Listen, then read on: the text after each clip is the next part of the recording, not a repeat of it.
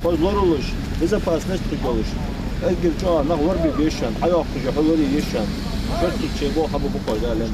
из соседнего региона сегодня прибыла на стройплощадку в селе Нигихи. Здесь уже почти год активно идут работы по строительству мечети имени Ильяса Биноевского, предка главы региона Рамзана Кадырова. В завершающем этапе решили принять участие последователи шейха Баталхаджи во главе с его прямым потомком Ибрагимом Белхароевым.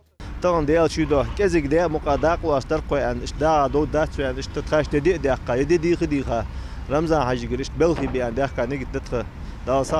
Белхи из братской Ингушетии прибыло 70 человек. Вооружившись монтировками, они принялись разбирать строительные леса, которые были использованы при росписи купола, потолка и колонн.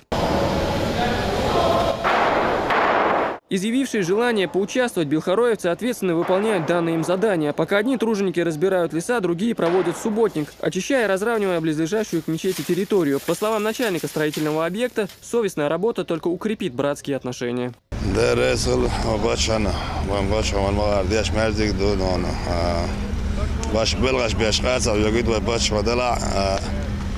خان جزء غير شو عم ببيش يوقع بيوم شو تهري على ليش كشرت عشان بلغ بوربوش بيجي برا الله ما كردان إبراهيم مربوط الرئيس سنان دان خز دبيش بوابو. Территория мечети имени Ильяса Биноевского занимает площадь в 2000 квадратных метров. Святыня рассчитана на 5000 молящихся. Особенностью этого проекта являются минареты высотой 50 метров и расписанные национальным орнаментом. Для удобства строителей прямо на месте развернут столовый блок, круглосуточно принимающий трудящихся. А для сегодняшних гостей приготовлено специальное меню.